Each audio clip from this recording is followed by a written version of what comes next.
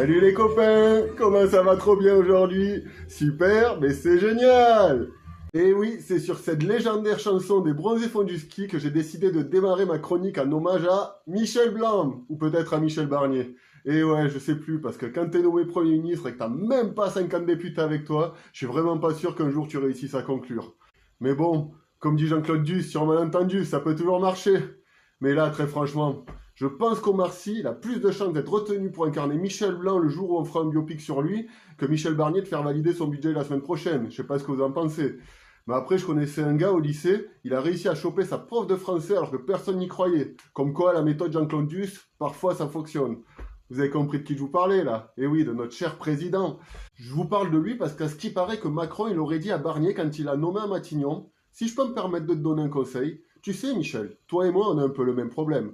On ne peut pas vraiment tout miser sur notre groupe parlementaire à l'Assemblée. Surtout toi d'ailleurs. Alors oublie que t'as aucune chance, vas-y, fonce. On ne sait jamais, sur un malentendu ça peut toujours être voté. Et oui, Macron, il sait de quoi il parle. En ce moment, c'est un vrai Jean-Claude Duss, le mec. Il a eu une année difficile, comme on dit. Il a vécu une rupture.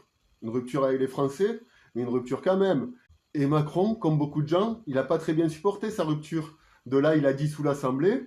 Ouais, vous savez, on n'est jamais très original dans ces moments-là. Ensuite, il a avalé 2 tubes de laxatif, et puis hop, il a perdu 150 députés et sa moquette. Elle est pas belle la vie. Enfin bon, depuis c'est le Rassemblement National qui se gave. Pour eux, l'Assemblée Nationale c'est devenu un centre de vacances.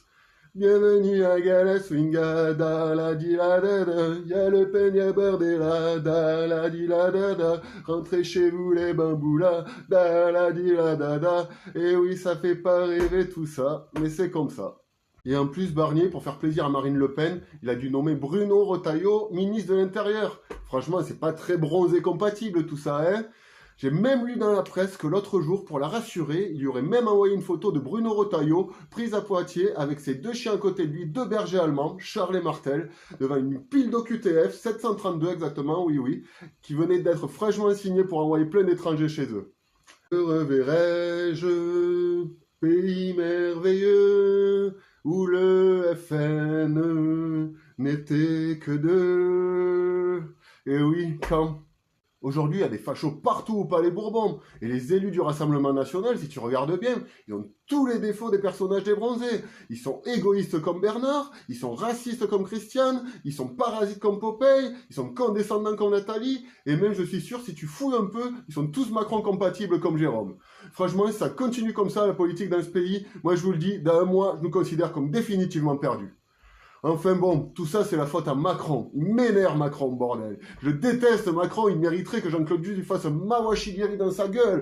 Mais pourquoi les gens l'ont élu, bordel? Et moi je me demande vraiment ce qui me retient d'y casser la gueule. Ah oui, c'est garde du corps peut-être. Ouais, ça doit être ça. Enfin bon, si je m'énerve là, c'est que franchement je suis épuisé. J'en peux plus de ces divisions, j'en peux plus qu'on nous prenne pour des cons. Franchement, si ça continue à me faire rapatrier par Europe Assistance, tu vas voir, ça va pas faire un pli. Et en plus, cette semaine, avec le décès de Michel Blanc, je sais pas vous, mais moi je suis triste. Donc je pense que le mieux, c'est d'aller boire un bon verre de vin chaud et de porter un toast à monsieur Jean-Claude Duss. Car Michel Blanc nous a quittés, Jean-Claude Duss, lui, il est éternel. Et ouais. Et si lui n'a jamais réussi à conclure, pour moi, je crois que vraiment, c'est le moment de conclure cette chronique. Alors, bye bye la team, bisous les copains, merci de m'avoir écouté. C'était Thomas, le général de gauche, avec un D comme de gauche, à votre service.